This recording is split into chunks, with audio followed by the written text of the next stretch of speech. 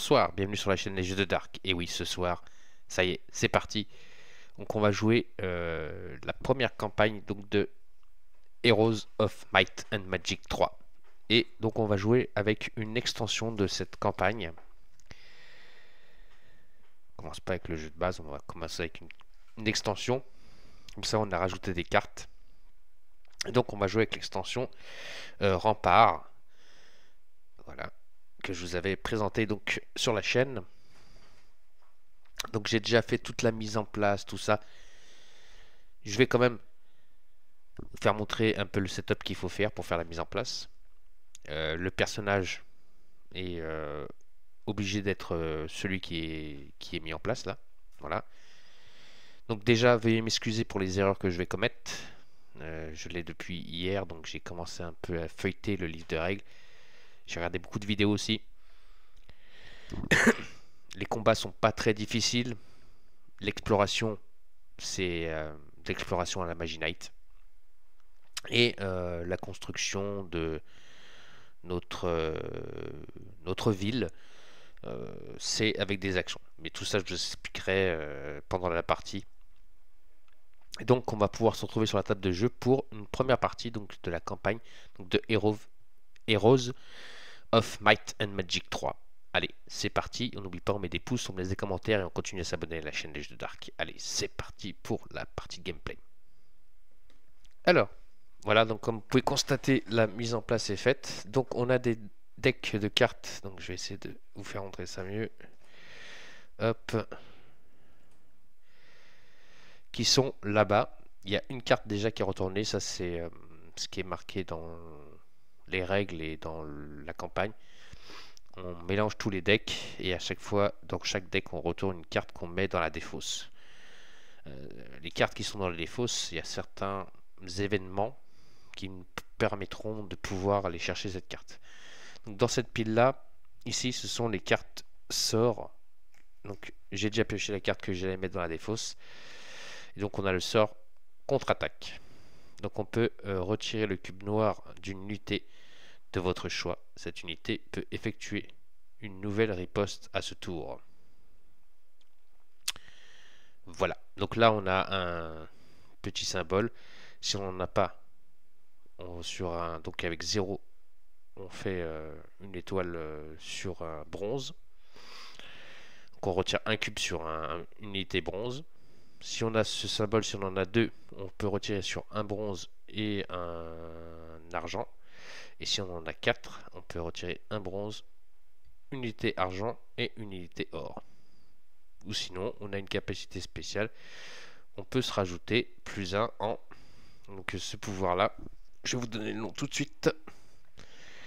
J'ai gardé le livre de règles avec moi pour les symboles parce que sinon on va pas s'en sortir. Il y en a certains que j'ai pas les noms tout de suite dans la tête.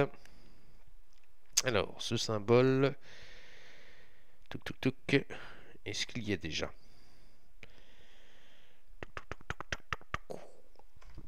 Je vais regarder si je le trouve.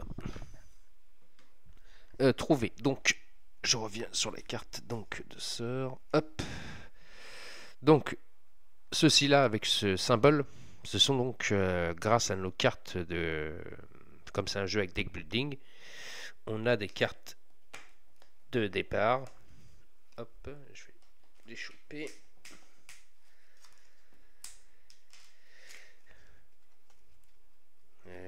Voilà. Grâce à ces cartes là de puissance, vous voyez, on gagne une puissance. Et donc pour pouvoir, hop, ici, si on utilise, il faut utiliser 2 puissances pour pouvoir donc utiliser cette carte donc de sort. Donc ici on a les cartes sorts, donc paquet mélangé avec donc la première carte qui a des défaussés. Ici on a les cartes, hop, c'est artefact.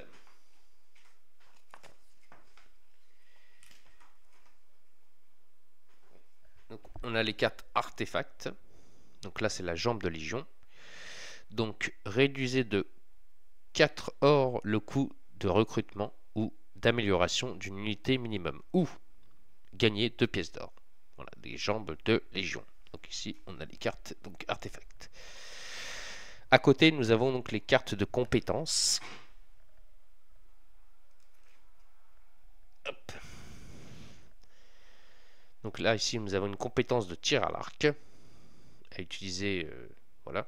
Quand on a une flèche comme ça, c'est-à-dire qu'on peut. Non, c'est pas l'infini, c'est on peut la flipper ou la rejouer, je crois. Symbole de ressource. Augmente immédiatement votre revenu par la ressource correspondante. Crée une ressource supplémentaire si vous êtes le premier à revendiquer ce site. Donc, à ce tour de combat, votre unité à distance gagne plus 1 donc de combat. C'est une unité qu'elle cible n'est pas adjacente. Donc c'est une attaque à distance. Donc on aura plus 1 de force.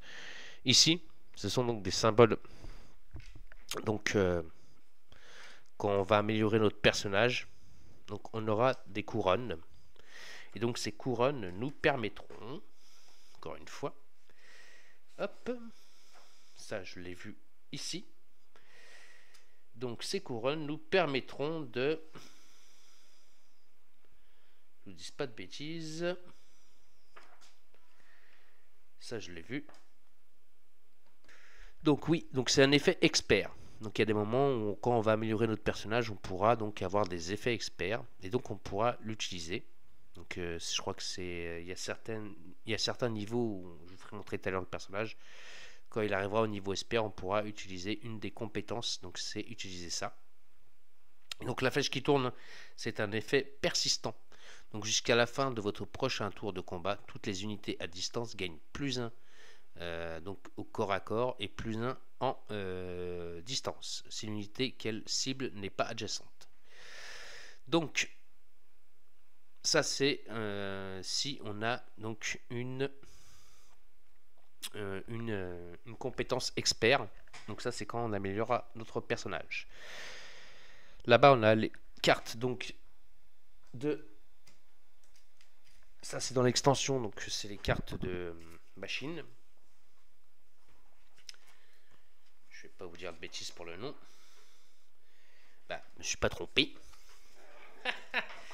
Oula, les cartes de machine de guerre. Donc voilà.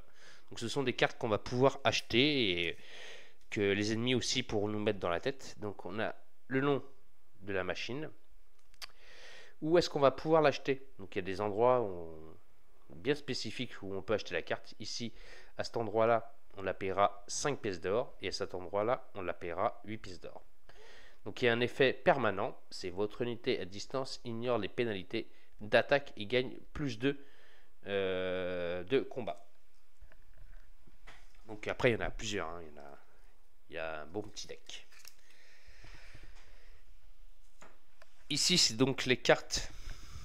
Hop, je vous mets le doigt dessus. Là. Vous les voyez ici, là? Voilà, vous les voyez. Donc ça, ce sont donc les cartes donc, de astrologie. Donc quand on arrivera à un certain moment dans la ligne de temps, il faudra tirer donc ces cartes astrologie. Ce sont donc un peu comme des cartes d'événements. Il y a une autre extension qui va ramener d'autres cartes événements. Là pour l'instant, je ne joue pas avec toutes les extensions. J'en ai pris qu'une. Donc les cartes astrologie nous ramènent des événements. On a les dés. Donc je vous rappelle qu'il y a les dés de combat qui sont les dés rouges, les dés de trésor et les dés donc trésor, et les dés jaunes, ce sont donc les dés de fouille ou de recherche, je crois. Voilà. Ça, on verra ça pendant la partie. Le personnage qu'on a donc au départ, c'est donc Gulu, le rôdeur. Donc lui, au départ, il a une carte. Donc ça, ce sont les cartes qu'il aura au départ dans sa main.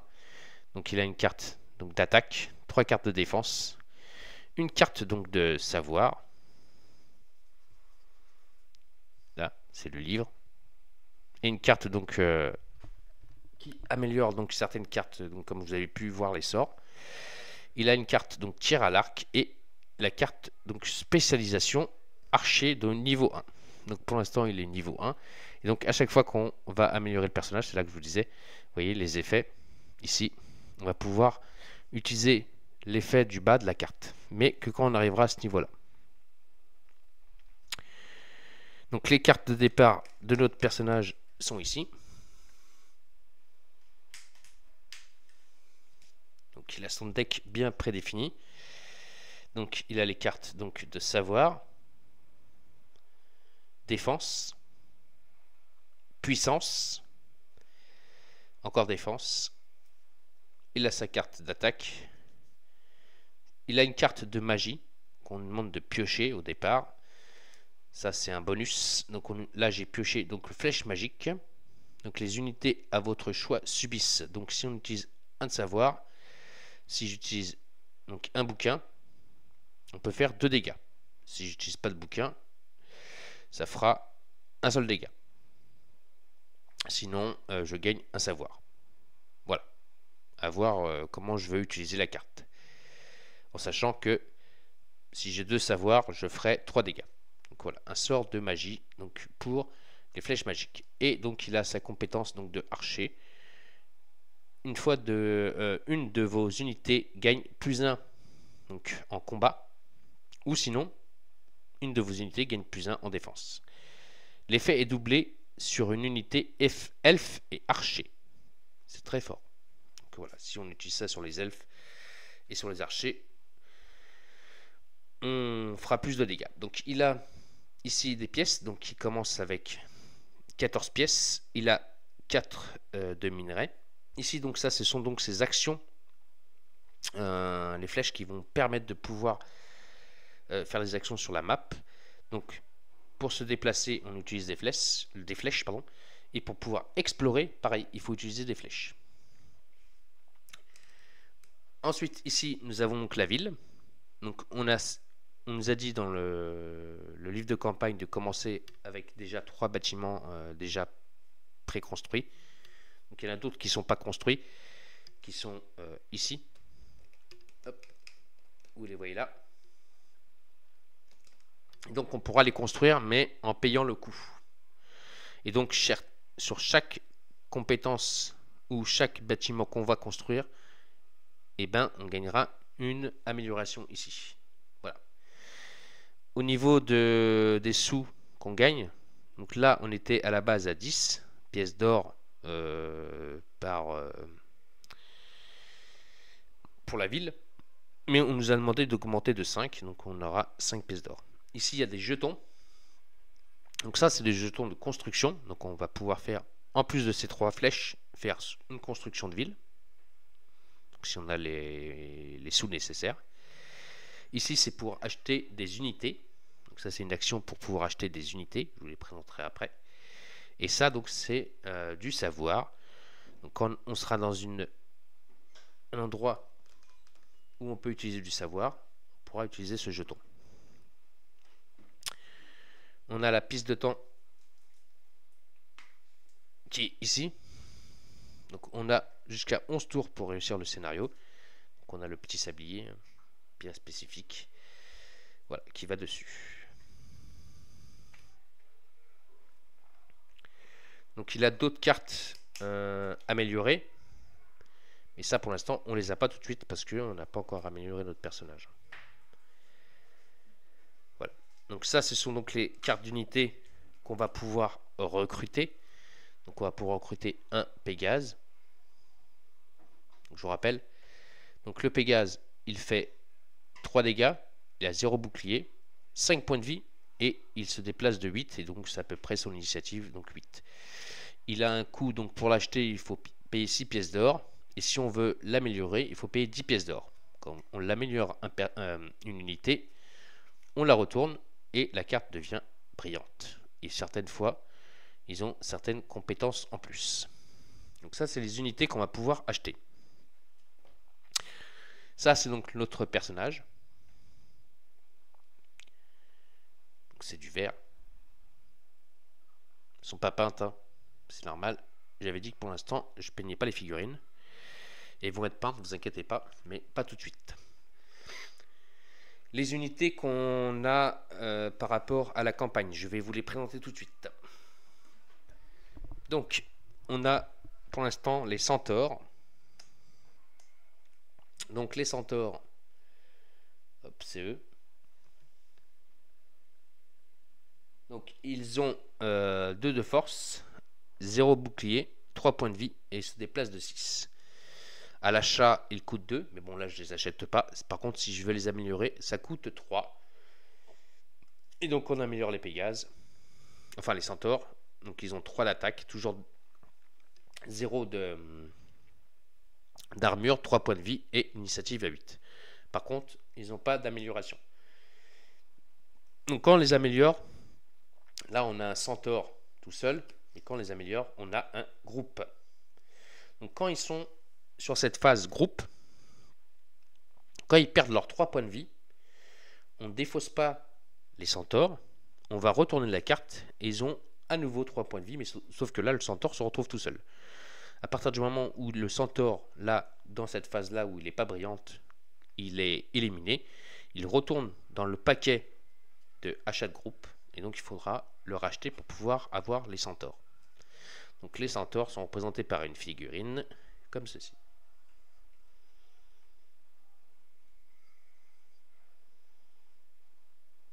Voilà. Ensuite, on a les nains. Donc les nains, c'est je vous ai même pas dit, mais ils attaquent au corps à corps, comme les Centaures. 2 points de vie, enfin 2 de dégâts, un bouclier, 3 points de vie, et ils ont une initiative de 3. Donc ils ont un coût à 3, par exemple s'ils meurent, il faut qu'ils les rachètent. Et si on veut les améliorer, il faut payer 4. Eux, ils ont une petite compétence dès le départ, c'est si cette unité est la cible d'une carte sort ou spécialisation, lancez un dé d'attaque sur un plus 1, ignorez l'effet de cette carte. Ensuite, le nain, si on l'améliore, pareil, il a la même capacité, sauf qu'il va s'améliorer en initiative et en vitesse. Et sinon, les points de vie, ouais, ça change pas, la défense, ça change pas. Il y aura que l'attaque où il aura un plus 1 en attaque. Donc les nains, hop, petite figurine.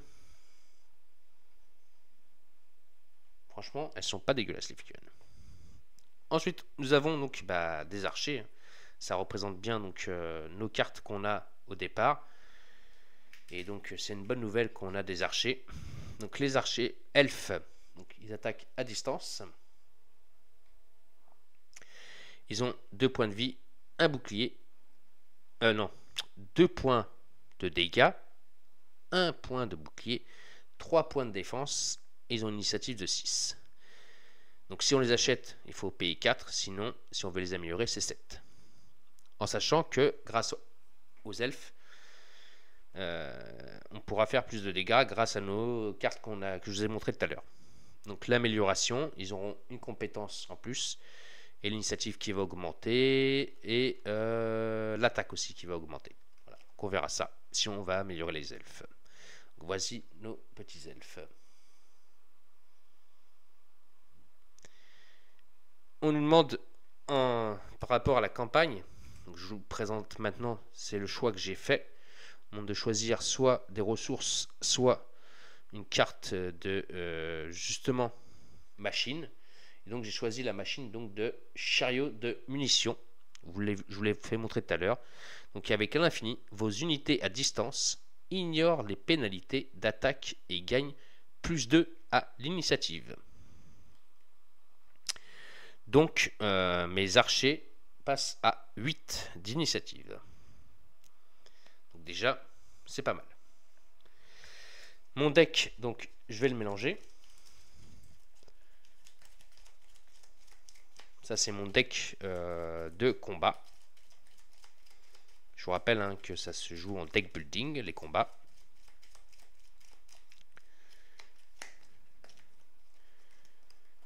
Donc je voulais sliver les cartes parce que sinon je voulais pas jouer avec le jeu si c'était pas slivé. Donc 1, 2, 3, 4. J'ai mes 4 premières cartes. Donc j'ai pioché une défense, une autre défense, une attaque et ma flèche magique. Voilà mes cartes pour mon début quand je ferai mes combats. Donc ça c'est mes 4 premières cartes. Alors maintenant on va regarder un peu les tuiles, tout ça et tout le reste. Donc ici nous avons donc un plateau c'est ici où va se passer les combats. On a les ennemis, donc bronze, argent, or et bleu, je sais plus c'est quel niveau. Et là-haut, nous avons donc les cartes IA qui vont nous servir à un moment dans le livre de campagne. On va demander de piocher certaines cartes.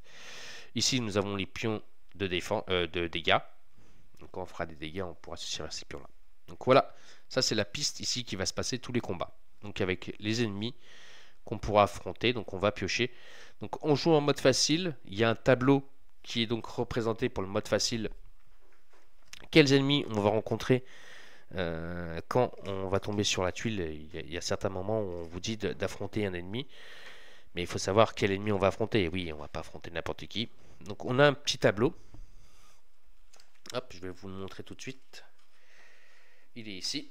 Hop.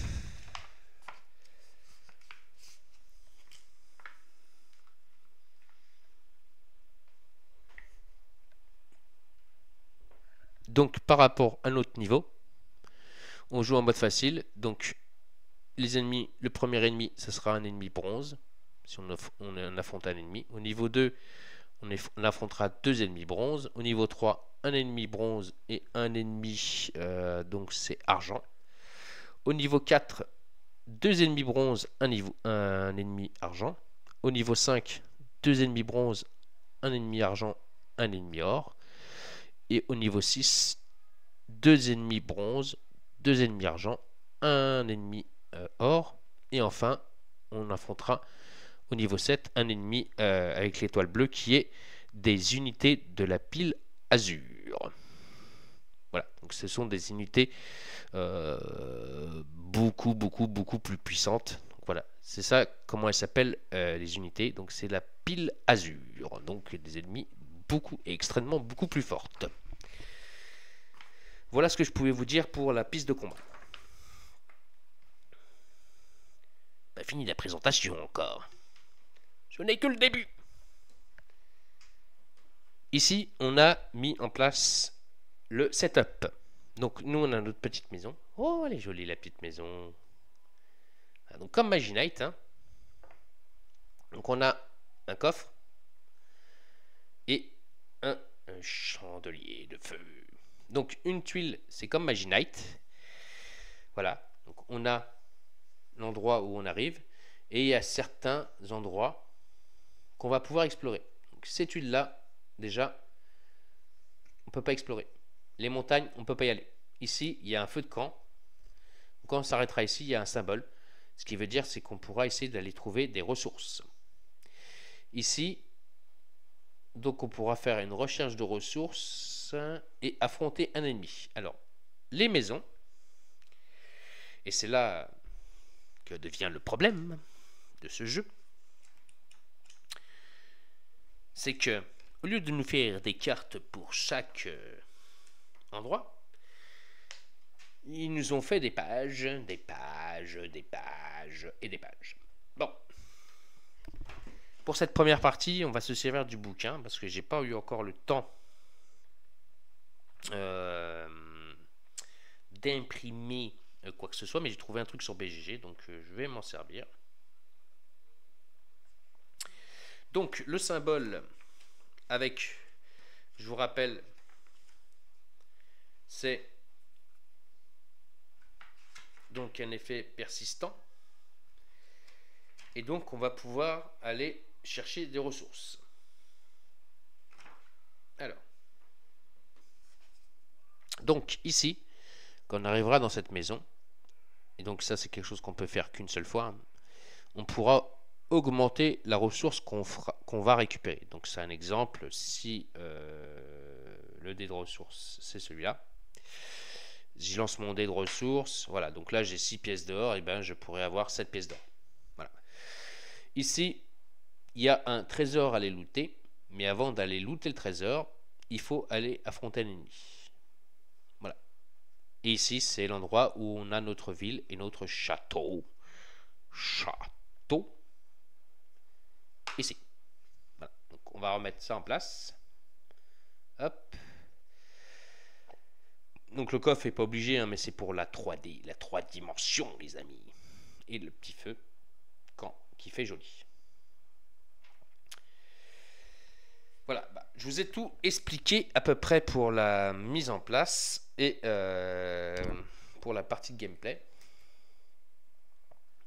Maintenant, il reste encore un truc à faire, c'est regarder ça.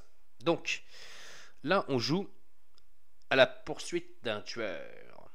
Donc, lorsque deux seigneurs d'Aliv sont retrouvés morts, Gem et Gelu, avides de justice, se lancent dans une quête vengeresse. Le destin les mènera bien au-delà de ce quoi ils s'attendaient.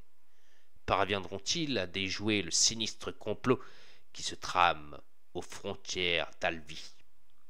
Ou cette sinistre découverte arrivera-t-elle trop tard pour mettre un terme aux manigances des nécromanciens? Durée du scénario, donc de ce premier scénario, se joue en 11 tours maximum. Préparation du joueur, donc la faction, donc on doit prendre la faction Rempart, donc voilà. On prend le héros de la faction, donc c'est Gelu, donc c'est le personnage que j'ai pris. Donc armée de faction, quelques centaures. Donc voilà, quand on a la carte qui est pas brillante, c'est, en fait eux ils appellent ça quelques, ça veut dire c'est comme si on avait 2-3 centaures.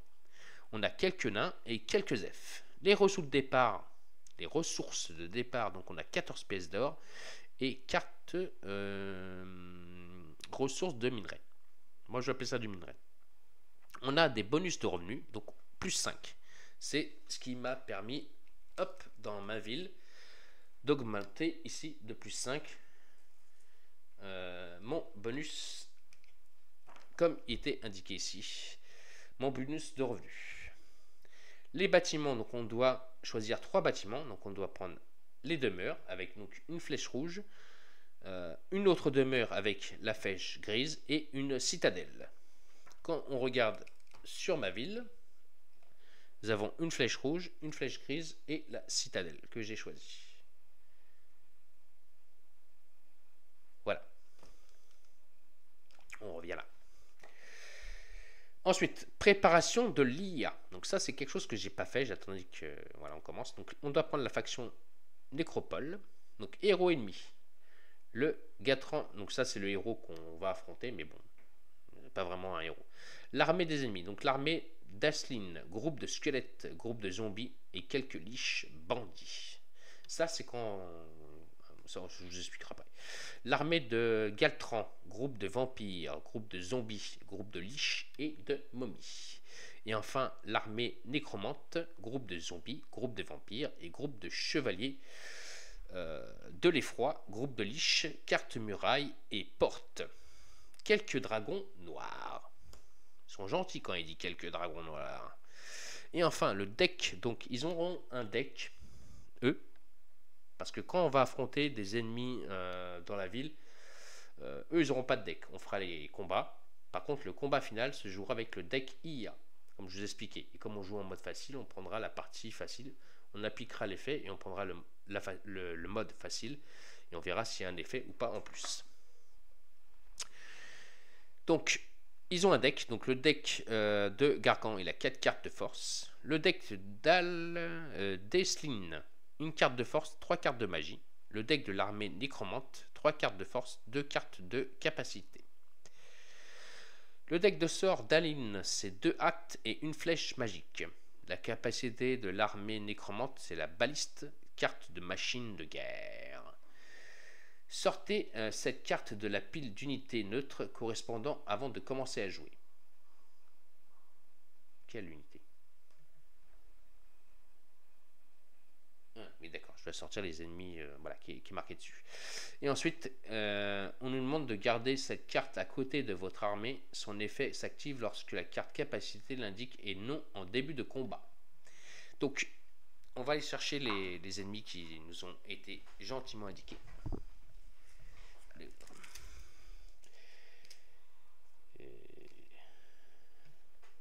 Est-ce qu'on a des spectres?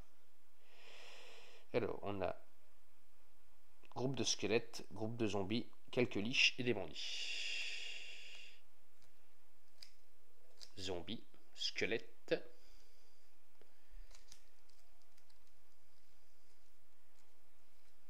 Voilà, ça c'est bon. On a la liche, donc squelette, bandit, vampire zombie, liche, momie. Je regarde. Et enfin, on a zombie, vampire et groupe de chevaliers. D'accord. Ça, je pense que c'est là-dedans. Nomade, momie, archer, paladin, zélote, vampire, minotaure, méduse, liche.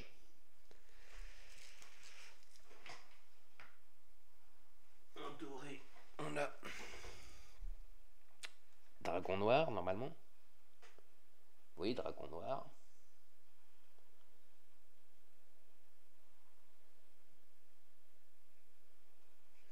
Chevalier de l'effroi. Ah, dragon noir, pardon. Chevalier de l'effroi. Champion, est-ce qu'on a des champions?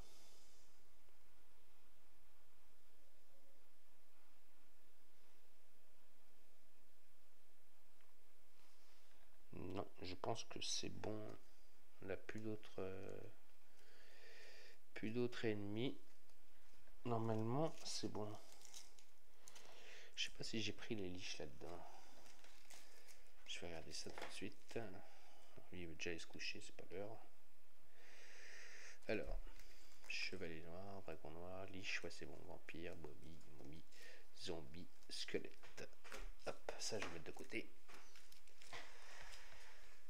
Et la machine de guerre. Hop, on va récupérer la machine de guerre qui est donc... c'est quoi comme machine? La baliste. Voilà, et ils ont ça comme machine. Ça, c'est le deck qu'on va affronter au combat final.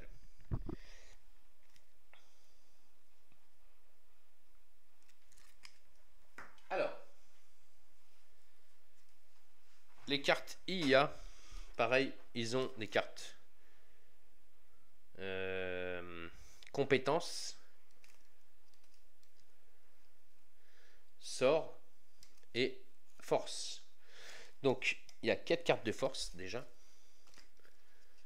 2, 3, 4. 4 cartes de force. Et ça, c'est le premier. Après, on a une carte de force et 3 cartes de magie.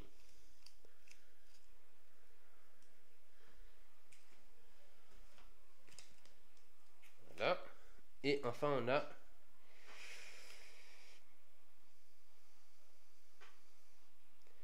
cartes de force et 2 cartes de capacité.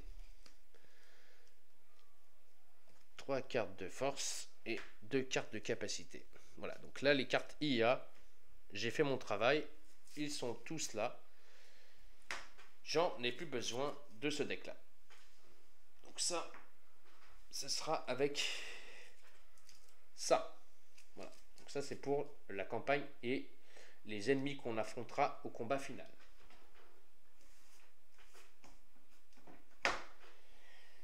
Alors, par contre, il faut aller chercher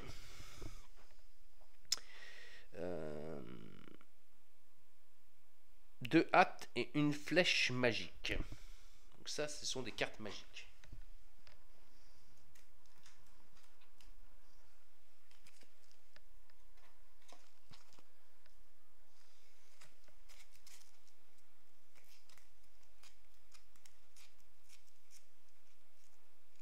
Flèche magique.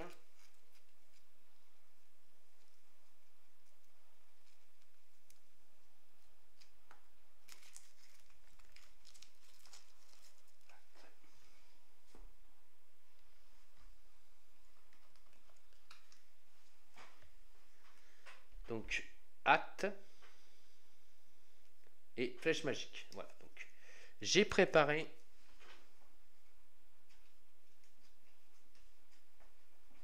ici le deck final qu'on va affronter les ennemis avec donc la magie, les ennemis et leurs cartes de IA. Comme ça, c'est prêt et voilà. C'est quelque chose qu'on verra vraiment à la fin quand on arrivera ici, là. Voilà, donc il faut se déplacer, on a 11 tours pour arriver jusqu'ici et arriver au combat final.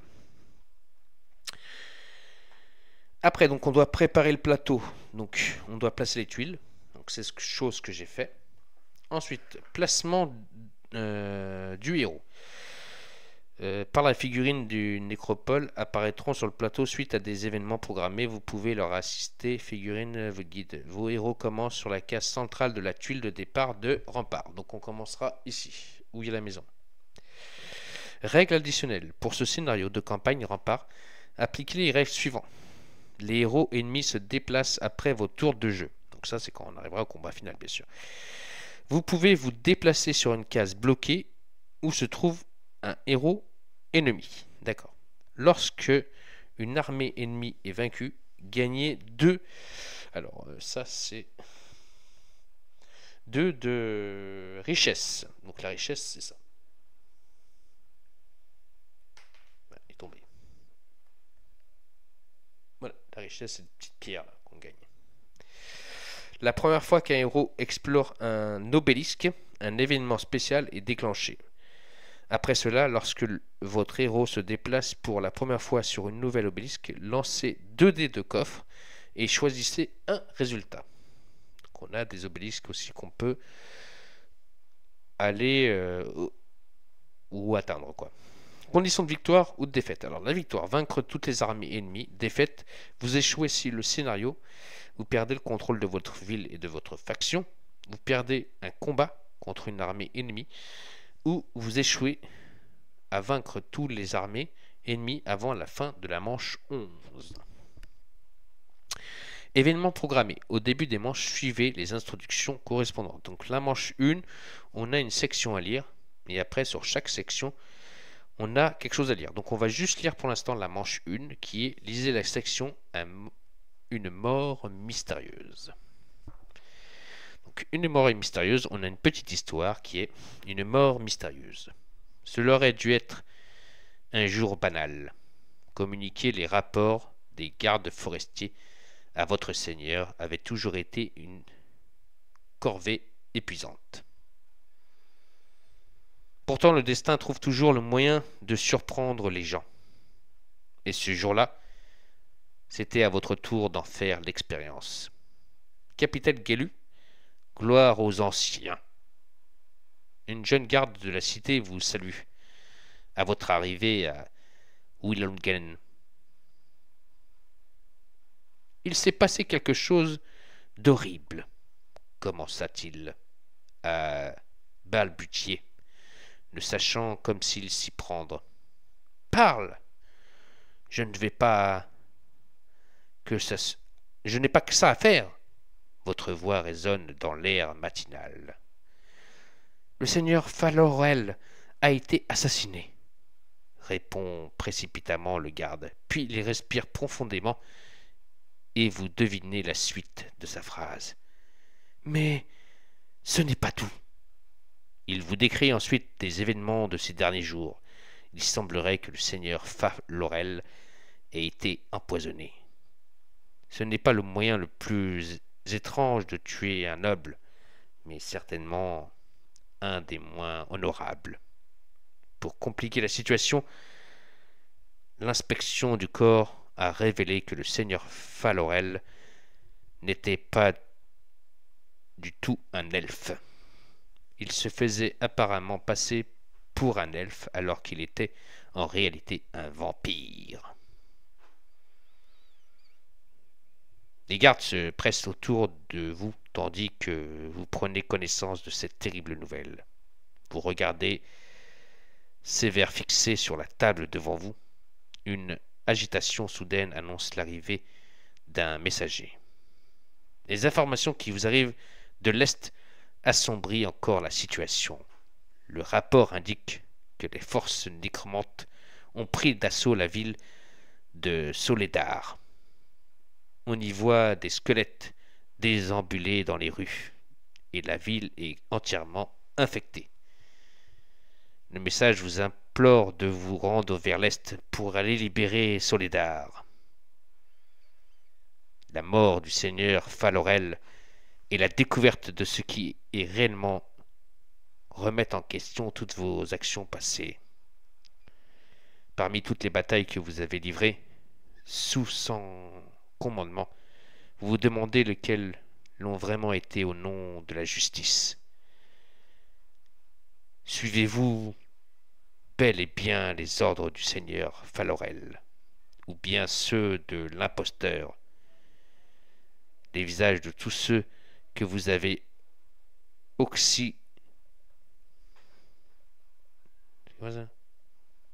c'est pas accroché ça. Oxy récemment vous reviennent en mémoire et leurs cris. Vous ne saurez probablement jamais à ce qu'est et cet imposteur avait derrière la tête. Mais vous savez désormais qu'il avait des ennemis et qu'ils l'ont retrouvé. Il se passe quelque chose de très étrange et vous devez découvrir de quoi il s'agit. Qu'importe la mascarade qui se jouait ici, vous devez trouver et neutraliser le meurtrier pour le bien d'Avli.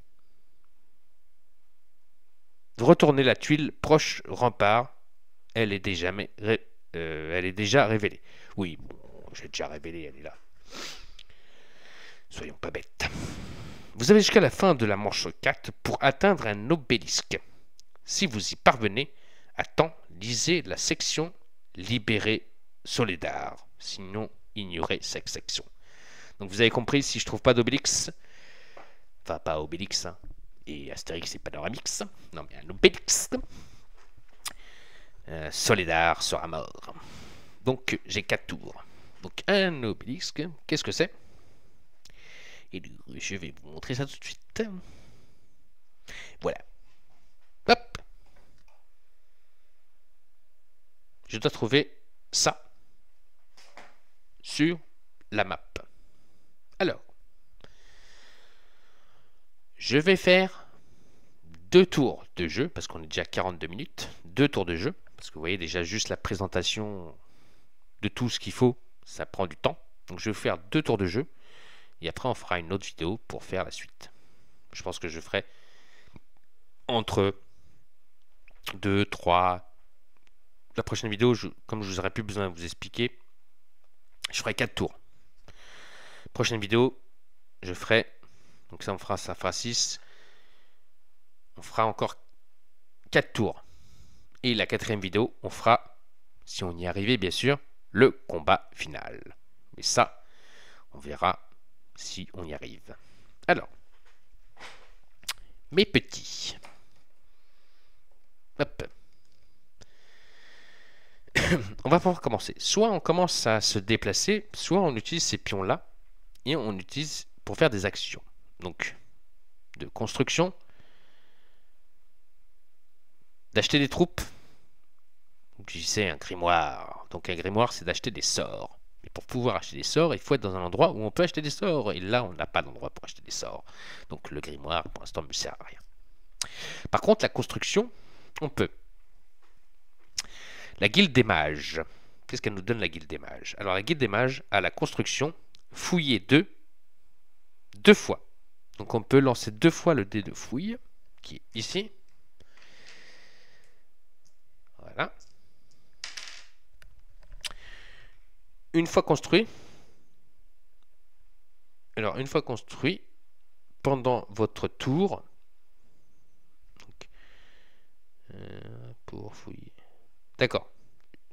Une fois qu'il est construit, donc avant d'être construit, je peux lancer déjà 2 dés de fouille. Dès qu'il est construit, si je veux faire une fouille, je paye 5 or à chaque fois. Pour la salle du conseil, donc oui, la guilde des mages, ça me coûte 4 or, 2 de matériaux et 1 de... Il faut que je me rappelle du nom à chaque fois. Il faut retourner juste le bouquin. De richesse. Donc pour l'instant, ça, c'est pas possible. Je n'ai pas de richesse. Ici, la salle de conseil. 10 pièces d'or, 6 matériaux et 0 de richesse. Déjà, c'est pas possible. J'ai que 4 de matériaux. Mais bon. Qu'est-ce que fait la salle de conseil? La salle de conseil, c'est au début de chaque manche de revenus gagner 7 pièces d'or. Pas mal, mais bon, c'est pas possible. Sinon, on a le bassin mystique. Ça, c'est possible. 7 pièces d'or pour la construction, 4 de minerais, donc on les a, 0 de richesse. Donc, que fait le bassin mystique? Le bassin mystique, au début de chaque manche de revenus, lancez un dé donc comment il s'appelle ce dé? C'est pas un dé de fouille. Ah, un dé de ressources. Donc on lance un dé de ressources et gagner les ressources indiquées. Ça, c'est pas mal. Alors, déjà, à quel moment est la phase de revenu? Oui, parce qu'on a une aide de jeu. Donc, on a les héros principaux à 3 pions de déplacement, les héros secondaires 2 points. Oui, bon, on a déjà 3 points de déplacement. Déroulement d'une manche. Vérifiez le type de manche. À la manche 1, ignorez les étapes et passez directement à l'étape 3. Ok. Défaussez autant de cartes que vous le souhaitez. Vérifiez votre main. Si vous avez au moins de cartes que votre limite, piochez-en pour compléter votre main. J'en ai 4, pour l'instant c'est pas le cas.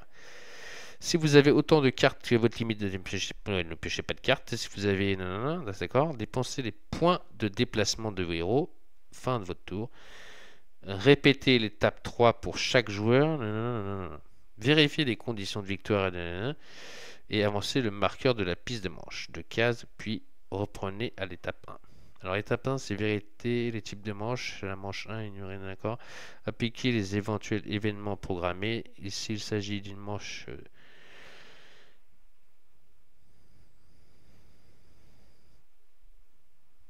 D'accord, j'ai compris.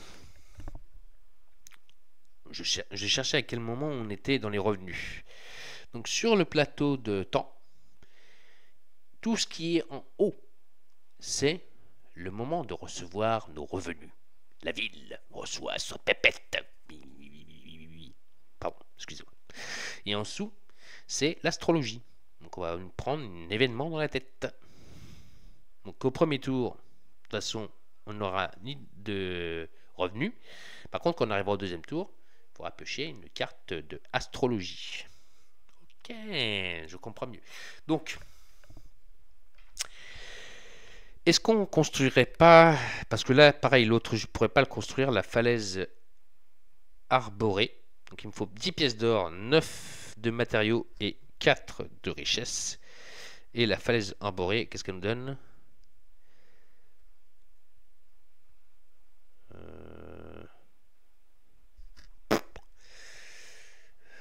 C'est le dernier. Il me donne quoi, lui? Le droit d'aller se coucher. Alors lui, c'est même pas marqué. Pétinière. Alors, parce que là, on a la pétinière, je pense. Oui, c'est ça. La pétinière, c'est au début de chaque manche des astrologues. Améliorer immédiatement une de vos unités. Ou la moitié du coût en argent.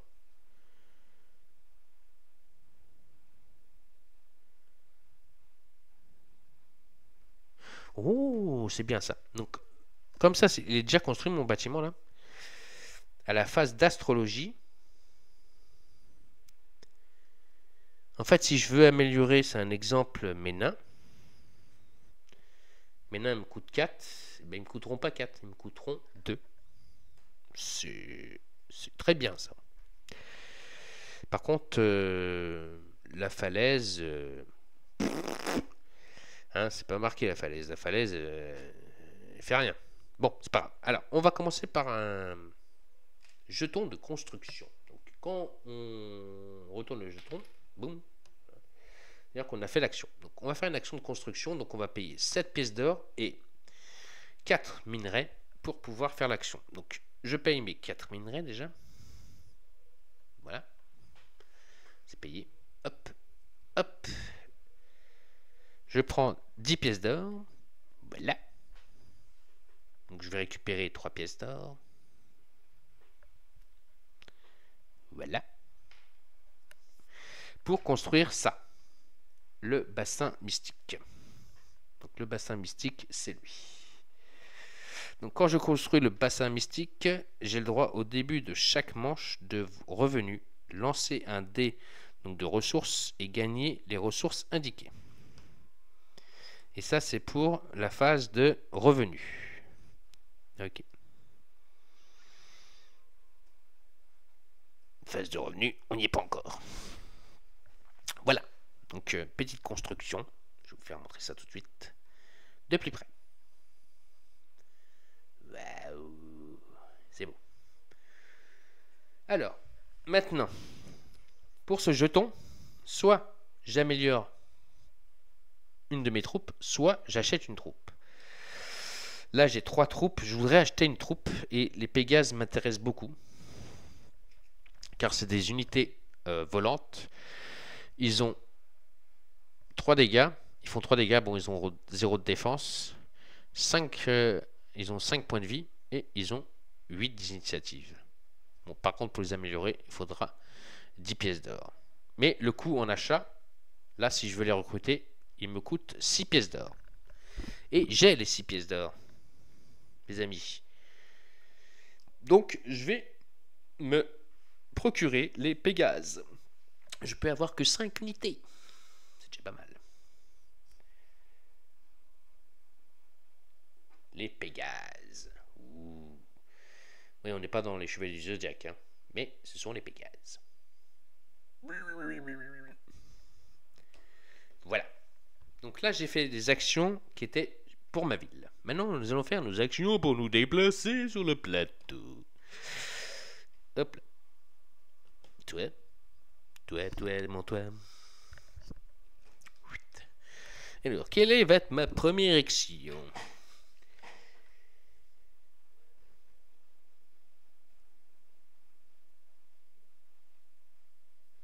Ah si, je peux... Oh là, tout à l'heure je vous ai dit une bêtise. Je peux passer par là, hein. Il y a un chemin qui me permet de passer par là.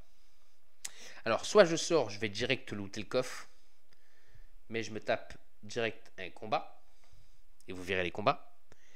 Soit je vais choper du minerai, mais je me chope un combat. Ou soit je vais commencer par creuser. Moi j'ai envie de creuser. Le combat je vais vous faire montrer juste après. D'abord on va faire... Le cheval il va venir ici. Où il y a le feu. Voilà, on éteint le feu. On va aller creuser.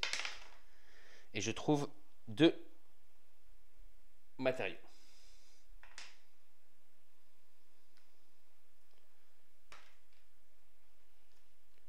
Deux minerais. En fait, ça c'était ma première action. D'accord? Hop là.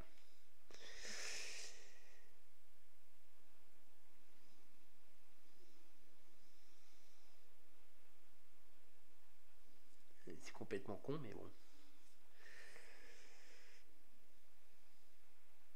Là, je vais presque rester sur la même tuile au premier tour. Hein.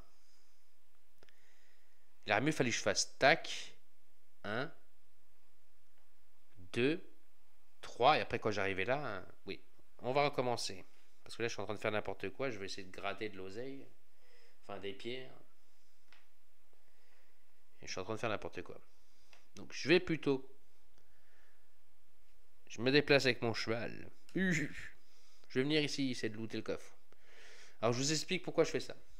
Pourquoi je reviens en arrière. Parce que si je fais ça, je vais tourner en rond. Et quand je vais arriver là, je suis bloqué parce que je ne peux pas aller ici. Alors que si je pars de là, je vais pouvoir tourner, arriver ici et après explorer les autres tuiles. Alors, première action, je viens ici. Je voudrais looter le coffre. Il y a un monstre. Un satané monstre. Donc, on va aller sur la table de combat. On est obligé de commencer par le combat. Allez, c'est parti. C'est parti, le combat. Voilà. Donc, j'ai placé mes héros. Donc, mes Pégases, mes nains, mon centaure et mes elfes. Donc, ils attaquent à distance. Donc, eux, ils attaquent au corps à corps, hein, comme notre ami Pégase. Mais Pégase, lui, il vole. Pas très vite. Donc, j'ai pioché la première carte en bronze d'ennemi. Donc, normalement, on met à la place des figurines, les cartes. D'accord? Moi, je trouve plus joli de mettre les figurines. À part quand je pourrais pas mettre les figurines. Mais normalement, je pourrais mettre les figurines parce que je vais chercher dans d'autres jeux des figurines. Vous allez voir. Je me laisse pas abattre. Allez, c'est parti. Alors, on va affronter des bandits. Satanés bandits. Oui, bah oui, ils veulent looter, eux. Tiens, ça, c'est des Yvan. Vous voyez? Là, Yvan. Il est là, Yvan. Il a vu le coffre. Tout de suite, il veut piquer. Le salaud. Oh, satané. Alors, eux ils font 2 dégâts. Ils attaquent au corps à corps. Ils ont 1 de bouclier. Ils ont 3 points de vie. Ils ont une initiative de 6 et se déplacent de 6. Et à votre tour, regardez une fois la première case de n'importe quel... Oh, bon, ça, ça c'est quand on joue en coop. Et donc, si, par exemple, des fois, on peut aller acheter des cartes neutres. Et donc, ils ont un coût. Donc, eux, ils coûtent 5 pièces d'or, les ennemis. Alors, les ennemis, c'est des ennemis qui attaquent au corps à corps. Donc, c'est sur la 2e ligne. J'ai la figurine des ennemis. Donc, les ennemis... la petite carte là. Et les ennemis, c'est... Donc, à l'initiative, lui, le coco, il se déplace de 6. Mais, mon Pégase est plus rapide. Mon elfe, il a 6. Mais, grâce au chariot de munitions, il se déplace de 8. Et en plus,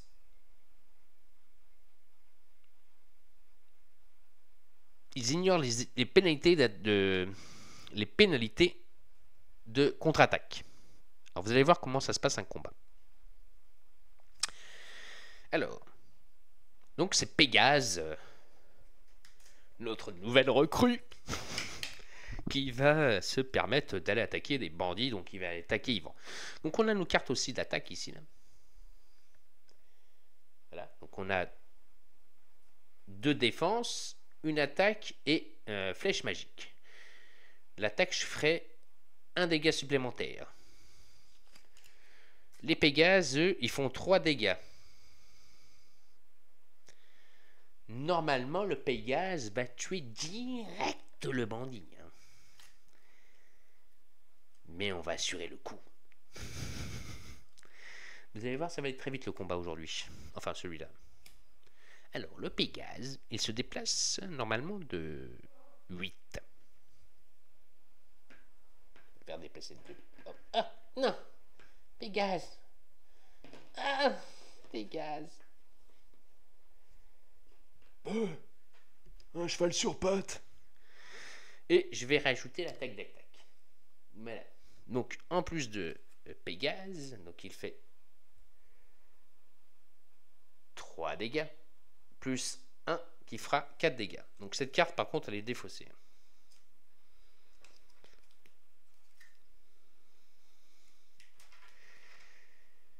Alors, Pégase va attaquer le bandit. Donc, 3 et 1, 4. Normalement, je lui mets 4 dégâts, plus... Enfin, moins sa défense, donc ça ferait 3 dégâts, il meurt. Sauf que, il faut lancer le dé. Eh oui. Eh oui, les amis. Et c'est là qu'on va voir si on a une bonne main ou une main de... Vous avez compris. Ouf, j'ai une bonne main. Je suis un lanceur de dés, les gars. J'ai fait un +1. Je le rétamine avec Pégase qui lui met un coup de sabot à Yvan. Tiens, prends ça. Laisse mon trésor. Et je tue les bandits. Bonne nuit, les bandits.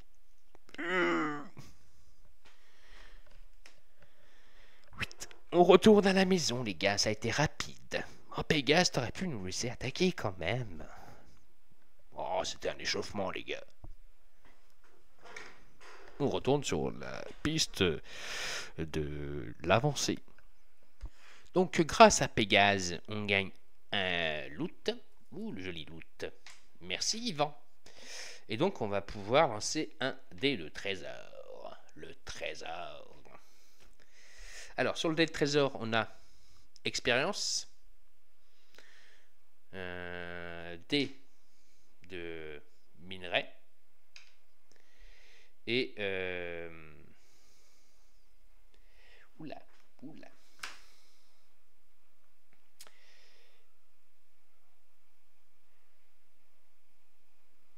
Non, je dis n'importe quoi. Expérience, pardon. Ça, c'est fouille artefact. Et donc dés de minerai. Voilà, donc on y va. Eh ben, ce sera un artefact.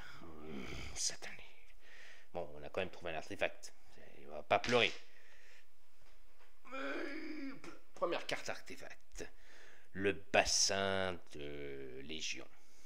Réduisez de 5 pièces le coût de recrutement ou d'amélioration d'unité minimum de 0. Ou gagner 2 pièces d'or. Alors les artefacts, on ne nous dit pas à quel moment on peut les activer. Mais je vais la garder et je l'activerai au moment opportun. Ça veut dire au tour numéro 2. Ensuite, donc, j'ai fait une première action des déplacements. Je suis venu ici, j'ai attaqué, j'ai vaincu et on a souri. On va faire un autre déplacement pour venir ici. Et donc là, on a de la recherche. 4 minerais. Et comme en plus, le minerai est doublé,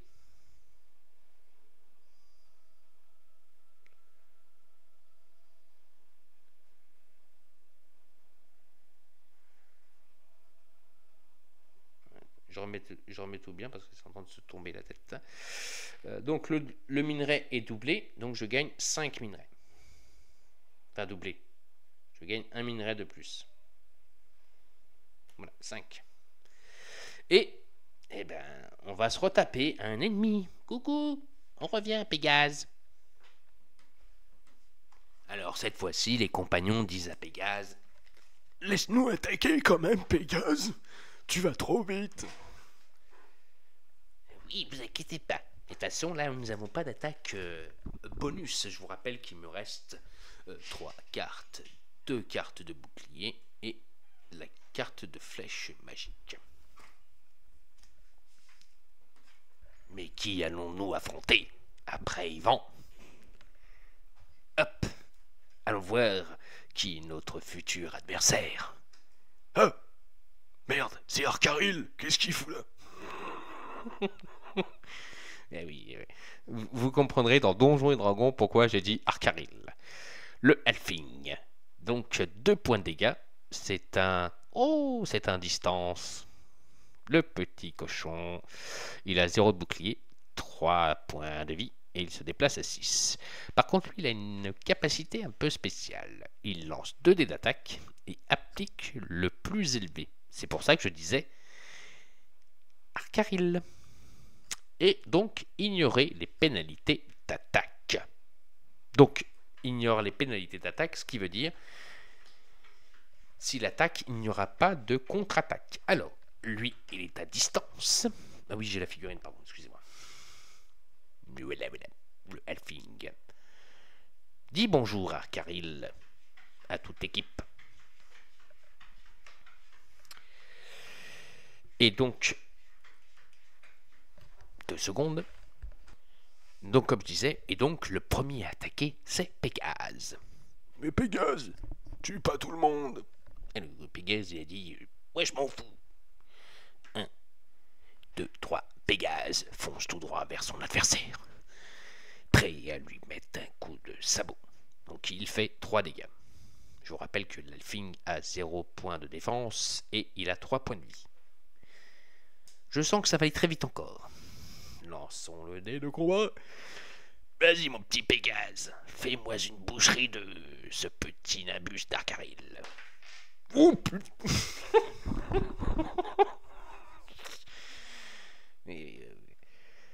On joue pas avec Pégase. Alors, si je les tue pas, c'est un exemple. Hein, si je ne serais pas arrivé à le tuer, notre ami aurait fait une autodéfense. D'accord? Dès que j'attaque, si je tue pas l'ennemi, je mets un petit cube noir sur sa carte. Ce qui veut dire, c'est qu'il a riposté. Sauf que là, Pégase ne leur laisse pas le temps de riposter. Pégase, t'es chiant, hein?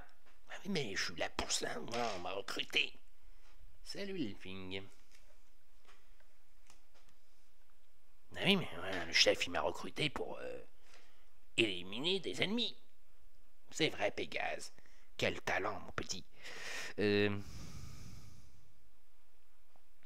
regarde si je gagne pas quelque chose. Non. Non. J'ai rien gagné. Ok. On retourne sur la table de jeu. Bravo, Pégase. Tu étais trop fort. Alors. On peut constater qu'il me reste qu'une action. Donc, Pégase. Il vient ici pour sa dernière action. On pourra faire une exploration le prochain tour. Bravo, Pégase. Pour ce magnifique combat, on peut l'applaudir. Et oui, applaudissons Pégase. Allez, c'est parti. Bravo. Merci, Pégase. Enfin, nous avons fait donc nos 3 actions. On va pouvoir retourner nos jetons d'activation. Voilà. On va passer à la manche. Oula. Manche 2. Et donc, on applique l'effet. Donc, on vérifie que on a un nombre de 4 cartes dans les mains. J'en ai que 3, donc je pioche une 4e carte et ça sera le savoir. Jouez cette carte après avoir lancé un sort. Au lieu de le défausser, la carte sort. Jouez et remettez-la dans sa main. Magnifique. Ouh, je vais pouvoir jouer des sorts, peut-être, lors du prochain tour.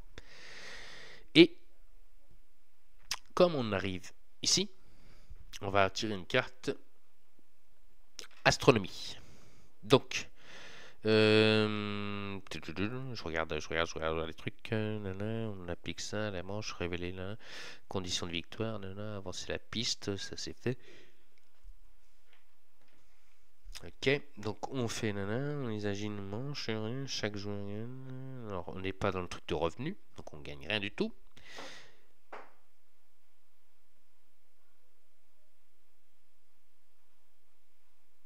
D'accord, donc les cartes astronomie, il y en a certaines qui restent en jeu jusqu'à être remplacées par une autre carte proclamation des astrologues. Donc là on va aller piocher une carte d'astronomie. J'ai tout détruit.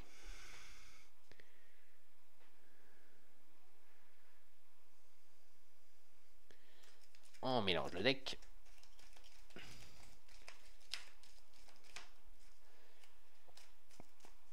Tout le jeu est slivé, les gars. Maintenant, je slive mon jeu. Je slive. Merci, Régis. Merci, Régis, de m'avoir donné cette passion de sliver les jeux.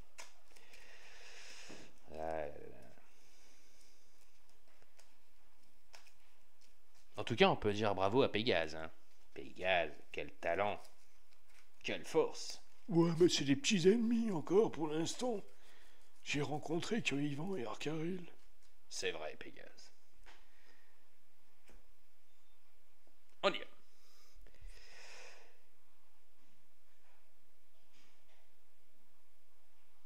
Les astrologues proclament la semaine du corbeau blanc. Chaque joueur lance immédiatement un dé de ressources et gagne les ressources indiquées. Oui. Où vas-tu, bel oiseau onirique? Escofol d'Elia, le plan entre les plans. Toujours intéressé. On lance un dé de ressources et on gagne la ressource.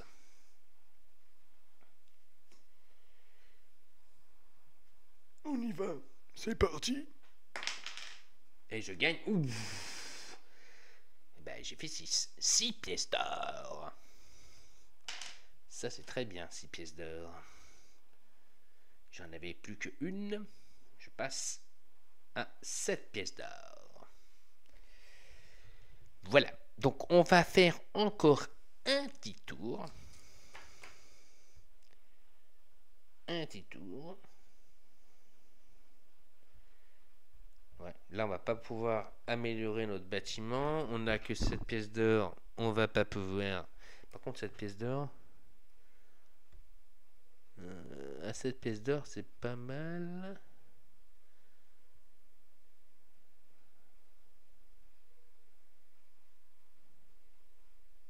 Ah si, réduisez ça, on a cette carte là qui est le bassin de Légion, qui réduit de 5 le coût.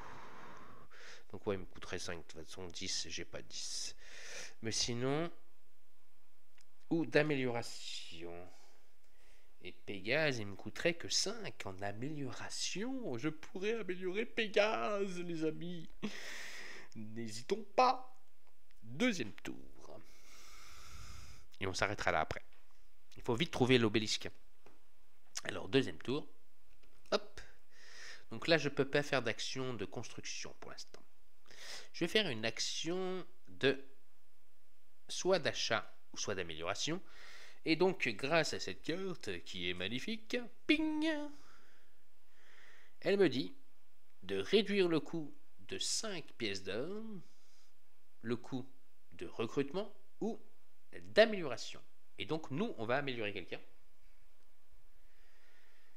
Ah ouais, j'adore Pégase. Je sais pas pourquoi, mais améliorons Pégase de 5. Donc 5, il passe à 5 pièces d'or. Donc on va payer 6.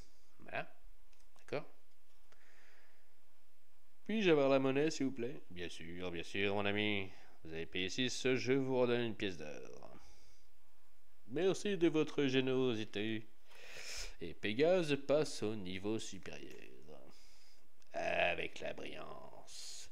Ouh, que ça brille. Alors, Pégase, maintenant, il fait une attaque à 4 dégâts. Toujours 0 de bouclier, 6 points de vie, une initiative de 12, et il a une compétence de groupe. Tous les sorts ennemis sont lancés avec moins 1, donc de savoir minimum 0. Voilà, donc s'ils utilisent du savoir pour lancer les sorts, eh ben, on les réduira de 1. Bravo Pégase. Elle est 2 fois plus forte maintenant. Couché. Alors. Et oui, ça c'est les cartes défaussées, on va les mettre là. Alors. Première action. On va faire une action de déplacement. On vient ici et on va cultiver. On pioche, magnifique, 2 richesses. On n'en avait pas.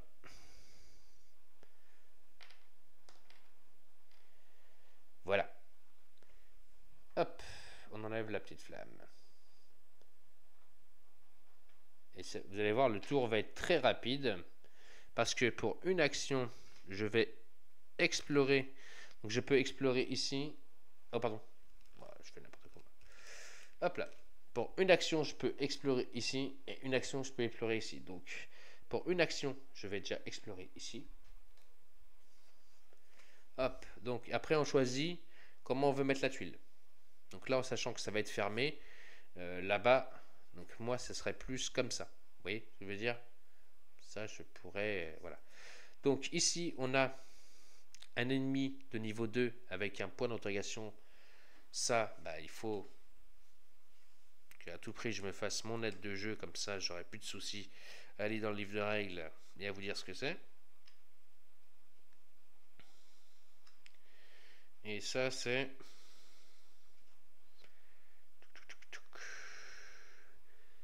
c'est ça. C'est une cabane de sorcière. Vous pouvez soit détruire une carte compétence dans votre main, soit de regarder la première carte de la pioche compétence, puis l'ajouter à votre main ou la défausser. Voilà ce qu'on peut faire. Mais on a un ennemi de niveau 2. Ici, on peut améliorer ou c'est piocher. Je crois que c'est piocher un artefact. Si je dis pas de bêtises.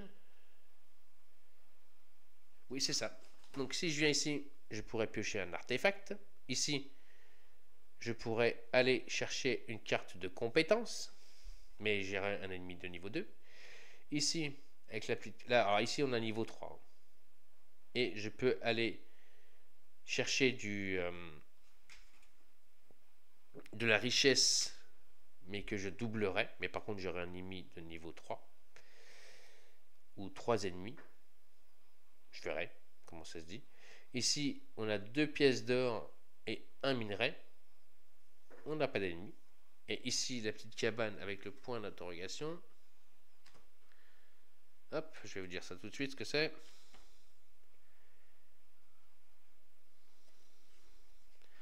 Ça, il faut vraiment que je m'imprime le truc. Alors, c'est ouvert. Permet au héros d'échanger des ressources ou de détruire une carte. Ok. Ah oui, j'ai oublié de faire un truc ici. Donc, comme j'ai fait cette action-là, ici, je pourrais pas venir la refaire. Donc, on met un petit cube là. Pareil ici, hein, le coffre, voilà. Quelque chose qu'on pourra pas refaire, quoi. C'est fait comme là. Sinon, on va s'amuser à creuser. Voilà. Alors, comment on va la mettre? Bah, comme j'avais dit, on va la mettre comme ça. Voilà. On continue à fermer le bas.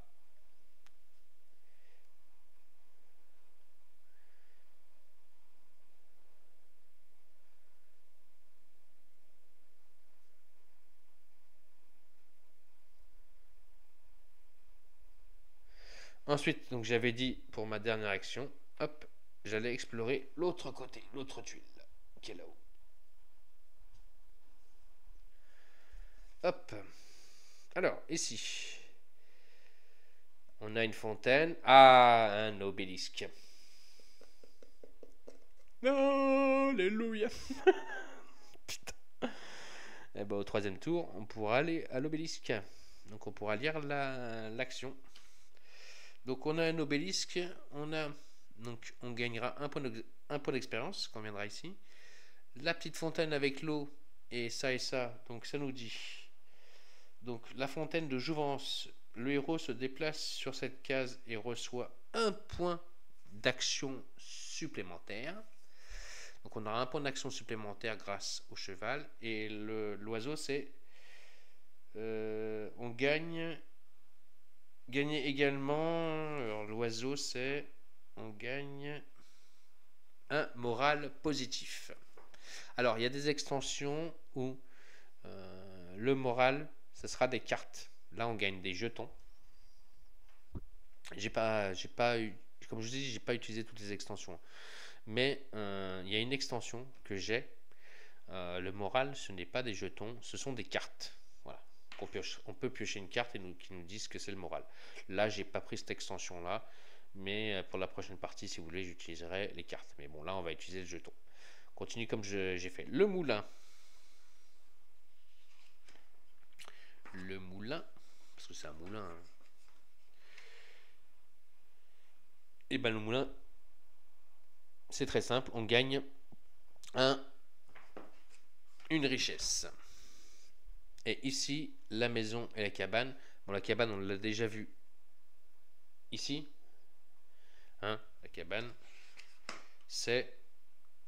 on peut échanger des ressources ou détruire une carte. Par contre, la grosse maison, là, ça, on ne l'a pas vu avec le point d'interrogation. Alors, ça, cette grosse maison, c'est... Comment elle est, comme ça. Il faut vraiment que je me fasse le truc. Hein.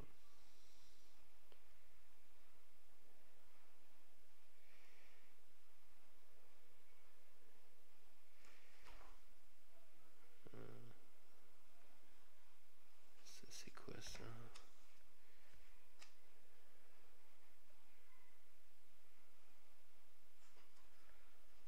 Ouais, je ne trouve pas la maison.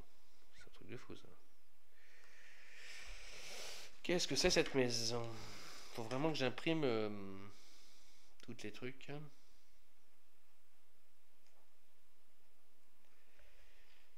Cette maison, ça doit être une maison dans l'extension. Ouais, Ouais, je pense que c'est un truc de l'extension. Bah, l'extension elle est là. Je sais pas pourquoi je cherche 300. Voilà. C'est ça. C'est une enclave. Donc lorsque vous prenez le contrôle d'une enclave, vous pouvez choisir une récompense. Donc ça c'est une enclave. Parmi plusieurs. Si l'enclave que vous capturez était déjà contrôlée par un autre joueur, vous gagnez une récompense supplémentaire. Voir page 25 du livre de règles enclave. Donc, si on prend la page enclave, alors les enclaves suivent les mêmes règles que les villes. Seule différence est qu'elles n'accueillent pas de bâtiments. Lorsque vous revendiquez une enclave, et y placer un de vos cubes de faction, donc quand je vais arriver dessus et que je vais dire ça m'appartient, je mettrai un cube vert. Vous pouvez choisir une des récompenses suivantes. Augmentez vos revenus de 5, augmentez vos revenus de minéraux, augmentez votre richesse ou améliorer une de vos unités de rang bronze ou argent pour la moitié du coût normal. Oh, c'est encore mieux. Donc si j'arrive dessus, je peux améliorer mes unités ou améliorer, hop, ici là, mes revenus. Donc je pense que j'améliorerai mes revenus. Ça c'est clair. Non, je suis à 0. Je pense que j'améliorerai mes revenus. Alors, on va faire ça. On va le mettre comme ça ici. Parce que ça c'est quelque chose que je veux aller fouiller tout de suite. Ah, par contre, l'obélisque, elle est là-bas. Merde. Ah, c'est pas bon. Ah, c'est pas bon. Comment je vais pouvoir le mettre, hein? Ah bah, comme ça. Voilà. Regardez. Je le mets comme ça. Ah bah, je le mets comme ça. Alors, hop. Ouais, je l'ai mis comme ça. Comme ça, moi, ça me permet d'aller à l'obélisque et après de monter. De toute façon, là, personnellement, ce qu'on cherche le plus important, c'est l'obélisque.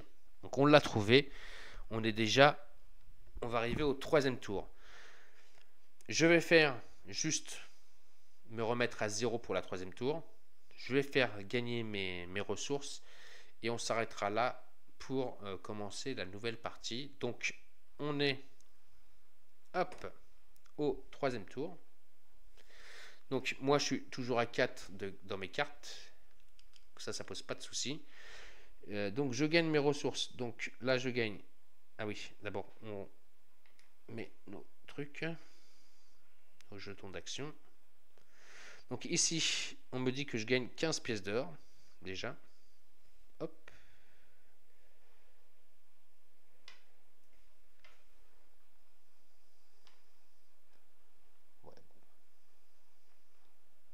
Ouais, bon. 15 pièces d'or. Minerai et trucs, je gagne pas. Donc là, je retourne bien tous mes jetons. Et je suis prêt pour la manche 3. Je pourrais faire mes actions. Je pourrais faire tout ce que je veux. Donc sachant déjà que j'ai un petit bonus, c'est que je vais pouvoir aller à l'obélisque. Et quand j'arriverai à l'obélisque, donc on m'a dit plutôt, si vous avez lu Libérer le soldier, parce qu'on nous a dit il faut au moins qu'arriver avant la manche 4 à l'obélisque, donc c'est le cas. Et donc on lira cette partie-là. Là.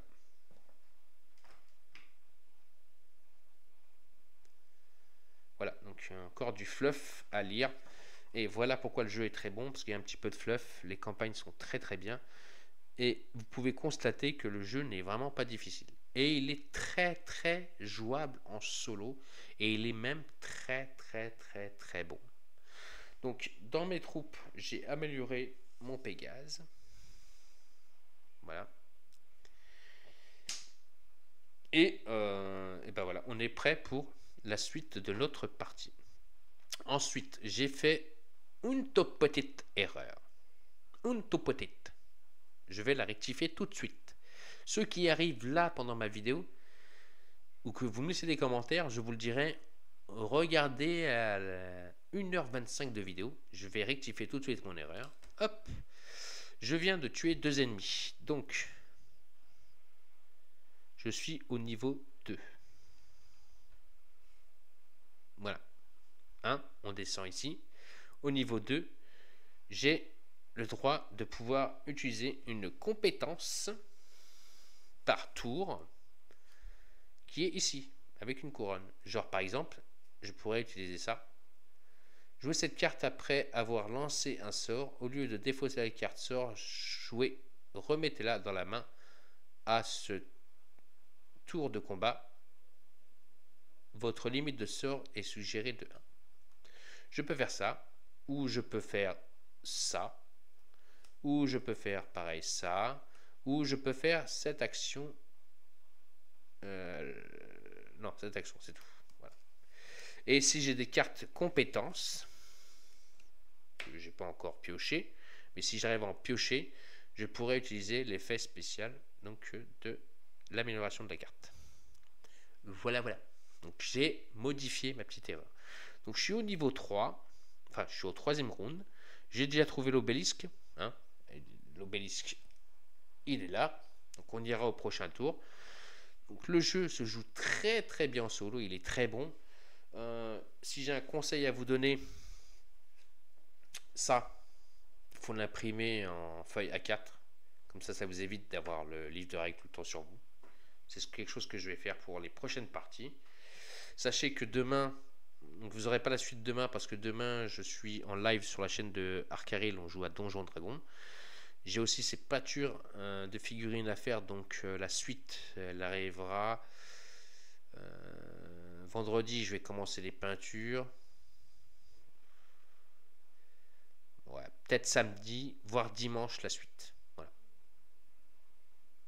Je préfère vous dire tout de suite. Entre plus dimanche la suite de notre ami Heroes of Might and Magic 3. Voilà, donc j'espère que cette partie de gameplay, déjà ces 3, ouais, 2, on va dire 2. J'ai fait 2 rounds. Ces 2 rounds vous auront plu. On est au 3e round. Pour la suite de la partie, vous auront beaucoup plu. Voilà. Sachez que Pégase a fait des catastrophes à Yvan et à Arcaril. Donc, n'hésitez pas à mettre des pouces, des commentaires et surtout à continuer à vous abonner à la chaîne des Jeux de Dark. Dites-moi si vous voulez continuer à voir la suite de cette campagne, si vous êtes intéressé. En tout cas, moi, sachez que j'aime beaucoup le jeu. Il se joue très bien en solo, je le répète. Hein. Donc, pour pouvoir jouer vraiment avec le solo, essayez de vous procurer des extensions. Regardez, l'extension de Rempart, ça vous suffit largement pour jouer avec le mode solo. Voilà. Et oui, allez, il vous faut une boîte, essayez de vous choper une boîte de stretch goal pour avoir des figurines, mais sinon, personnellement, il y a certaines figurines que vous pouvez trouver dans Donjons et Dragons, voilà, c'est pas compliqué quoi, il n'y a pas besoin d'aller se prendre la tête. Voilà, donc j'espère que cette vidéo vous aura plu. En tout cas, moi, ce jeu me plaît beaucoup en mode solo. Et donc, je vous dis à très vite et à très bientôt donc, sur la chaîne Les Jeux de Dark. Donc, pour la suite de notre campagne donc de Heroes of Might and Magic 3. Donc, sur le scénario, hop, je vous dis pas de bêtises, à la poursuite d'un tueur. Allez, je vous embrasse, je vous aime fort. Et abonnez-vous, abonnez-vous. Et à très vite sur la chaîne Les Jeux de Dark. Allez, ciao, ciao.